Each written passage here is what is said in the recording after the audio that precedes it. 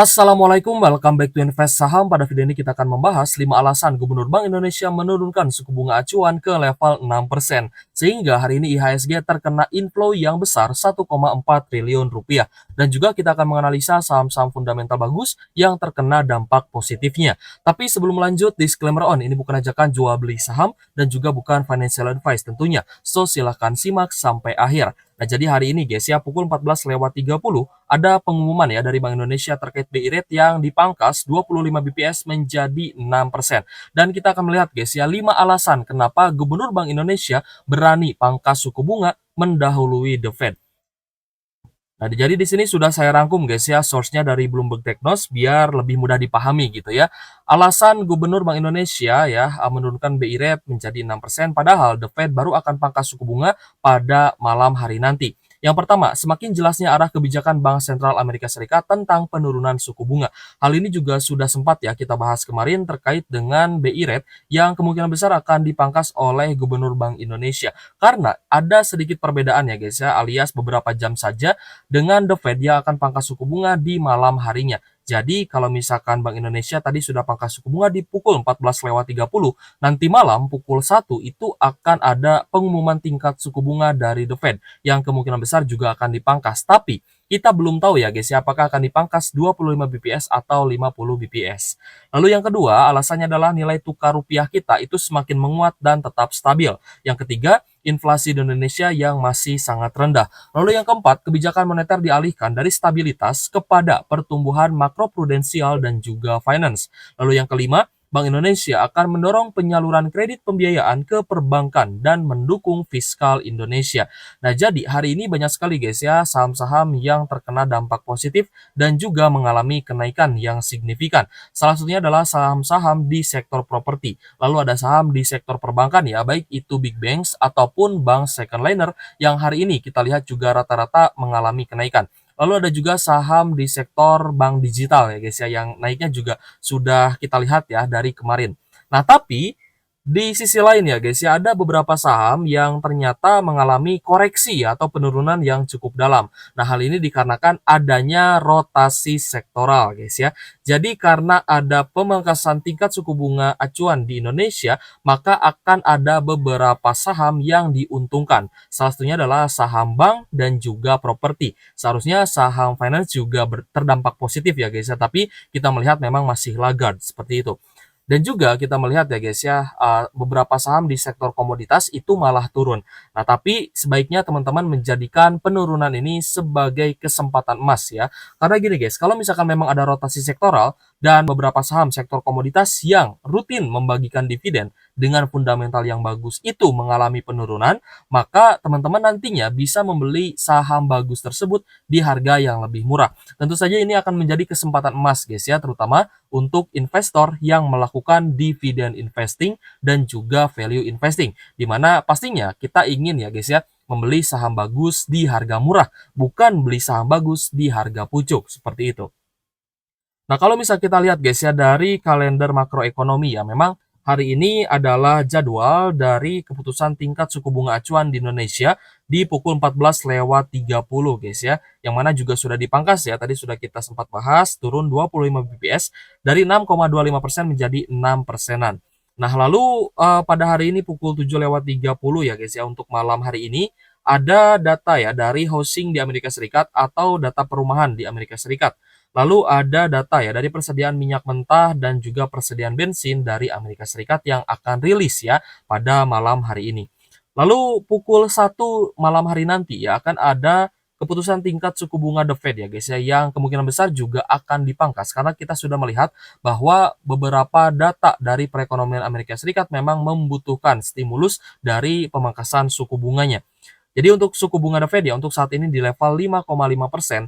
Jika The Fed berani pangkas suku bunganya 50 BPS, maka akan menjadi 5%. Dan kita melihat guys ya, memang proyeksi dari beberapa ekonom, ya beberapa analis itu juga memproyeksikan bahwa untuk pemangkasan suku bunga The Fed itu dibutuhkan 50 basis poin ya guys ya.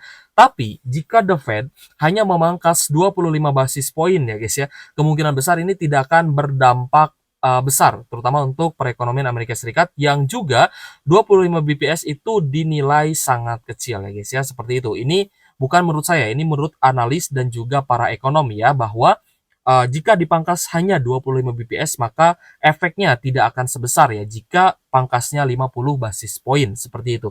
Jadi kembali lagi ini adalah keputusan dari The Fed ya guys ya, yang melihat ya beberapa faktor ekonomi dan pada dini hari ya guys ya, nanti pukul 4:30 itu juga akan ada keputusan tingkat suku bunga dari Brazil ya guys ya, yang untuk saat ini di level 10,5%. Tapi yang terpenting kita akan coba memantau ya tingkat keputusan suku bunga dari The Fed.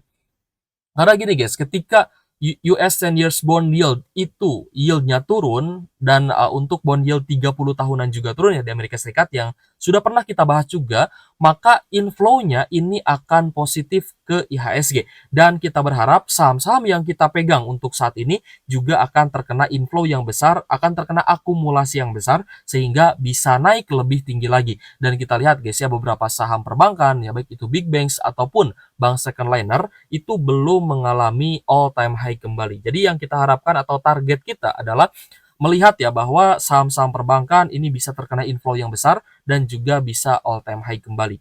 Sedangkan untuk IHSG ya, hari ini terkena inflow yang positif 1,4 triliun, tapi memang ada koreksi ya guys ya, di sesi 2 hanya 0,03% saja di level 7.829 ya untuk hari ini. Dan kalau misalkan kita cek terkait nilai tukar rupiah kita juga masih cukup solid dan juga menguat guys ya, di level 15.309 rupiah per 1 USD-nya.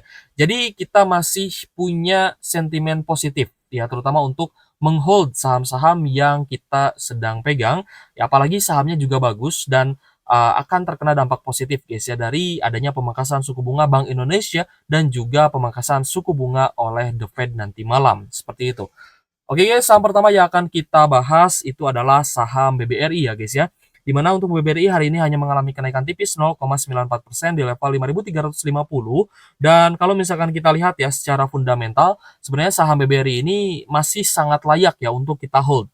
Di kuartal 1 laba bersihnya atau net income-nya masih naik ya dari 15,5 triliun menjadi 15,8 triliun. Sedangkan di kuartal 2 juga kita lihat guys ya, meskipun ada koreksi namun ini dinilai masih cukup resilience di mana angkanya turun dari 13,9 triliun menjadi 13,8 triliun. Nah, jadi kita harapkan dengan adanya stimulus perekonomian guys ya, di mana segmentasi ya dari pembiayaan mikro dari BBRI ini juga bisa kembali bayar ininya ya, bayar pinjamannya seperti itu. Agar non performing loan dari BBRI ini bisa turun ya. Karena kemarin kita lihat NPL dari BBRI ini sempat naik ketika higher for longer atau ketika suku bunga berada di area yang tinggi seperti itu. Nah, tapi bukan hanya saham-saham big bank saja yang hari ini terkena inflow yang positif dan juga diakumulasi banyak ya oleh investor asing, tapi kita melihat saham bank second liner. Salah satunya adalah saham BBTN juga hari ini naik ya guys ya, sekitar 2,7% di level Rp1.485 per sahamnya. Jadi untuk saham BBTN ini ya karena lebih terfokus ke pembiayaan KPR, jadi akan sangat diuntungkan guys ya dengan pemangkasan suku bunga. Ya di mana pembiayaan terkait untuk KPR perumahan ya, KPR apartemen dan lain-lain ini akan sangat diuntungkan guys ya dan bisa melonjak gitu ya karena adanya pemangkasan suku bunga di Bank Indonesia. Nah, jadi kalau misalnya kita perhatikan pun guys ya, meskipun memang laba dari BBTN pada kuartal 2 itu menyusut, tapi laba pada kuartal satunya masih bagus guys ya, naik dari 801 miliar menjadi 860 miliar. Di kuartal 2 turun dari 673 miliar menjadi 642 miliar. Secara valuasi juga masih murah ya, kita lihat masih cukup menarik dan yang terpenting adalah rutin bagi dividen. Jadi setidaknya teman-teman ya guys ya, punya satu atau dua saham perbankan di portonya teman-teman. Dan kalau misalnya kita perhatikan bukan hanya big banks ataupun bukan hanya bank second liner saja yang hari ini mengalami kenaikan, tapi beberapa bank digital juga terkena dampak positifnya. Ada saham Agro, lalu ada Arto ya guys ya. Agro hari ini naik 2,8%, lalu untuk Arto naik 3,3% guys ya. Lalu kita lihat juga perbankan lainnya ya. Seperti BBKP yang hari ini juga naik 6,25% ya guys ya. BBHI ya, Alobank Indonesia juga naik 1%-an. Untuk Bank BCA naiknya 1,19% ya. BBNI juga naik tipis 0,8% saja. Tapi untuk bank secondliner hari ini kita lihat ya, kenaikannya cukup menarik ya. Lalu ada saham BJBR yang naik tipis 0,5%, namun BJTM mulai menunjukkan kenaikan yang bagus ya, 1,75% untuk BJTM. Lalu untuk Big Banks hari ini Bank Mandiri ternyata ada sedikit koreksi 0,3% saja. Sedangkan kita cek ternyata BNGA juga naik ya 2,85%.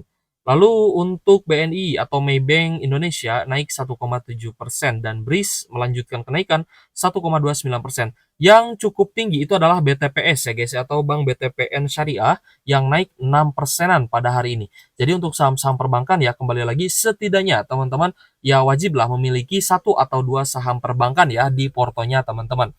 Nah, lalu kita akan membahas juga saham-saham sektor properti ya guys ya. Kita akan contohkan satu saja dengan saham BSDE yang mana secara fundamental sangat bagus ya untuk teman-teman hold. Dan kalau misal kita perhatikan BSDE hari ini naik 7,49% di level Rp1.220 per saham.